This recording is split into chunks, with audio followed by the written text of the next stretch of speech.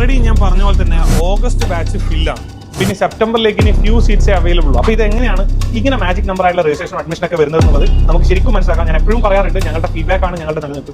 അവരുടെ ഫീഡ്ബാക്ക് ആണ് ഓരോ കുട്ടികൾക്കും ഒരു അഡ്മിഷൻ എടുക്കാനുള്ള ഒരു ആവേശം ഉണ്ടാക്കുന്നത്. അപ്പോൾ ആവേശം നമുക്ക് ഒരു രീതിയിലും പറയാതെ നേരിട്ട് ക്ലാസ് റൂമിൽ നിന്ന് ഫീഡ്ബാക്ക് അറിയാം. നിങ്ങളുടെ എന്താണ് നിങ്ങളുടെ ഫീഡ്ബാക്ക് അറിയേണ്ട ഒരു നിമിഷം ഏകദേശം എത്തിക്കഴിഞ്ഞു. അപ്പോൾ അതിന് വേണ്ടിയിട്ടാണ് വന്നിട്ടുള്ളത്. അപ്പോൾ എല്ലാവരും അവരുടെ വർക്ക് എന്താണോ അത് പെർഫെക്റ്റ് ആയിട്ട് ചെയ്യാം. നമുക്ക് റാൻഡമായിട്ട് ഇവിടുന്ന് തുടങ്ങാം. മോനെ എന്താണ് പേര്? ഫഹദ്. എവിടെ സ്ഥലം? നിലമ്പൂർ. പറ സഫാദ്, എന്താണ് വരുമ്പോൾ എന്താണ് ഇപ്പോൾ വർക്കൊക്കെ ചെയ്യാനുള്ളൊരു കോൺഫിഡൻസ് ഉണ്ട്. വരുമ്പോൾ എന്താ വെച്ചാൽ നോർമൽ വർക്ക് മാത്രം എടുത്തോണ്ട് നാളെ ഇവിടെ വന്നപ്പോൾ ഒരുപാട് കാര്യങ്ങൾ ഒരുപാട് ഞാൻ പഠിച്ചതല്ല അതിനപ്പുറത്തും ഉണ്ട് എന്നുള്ള കാര്യം ഒന്ന് മനസ്സിലായി.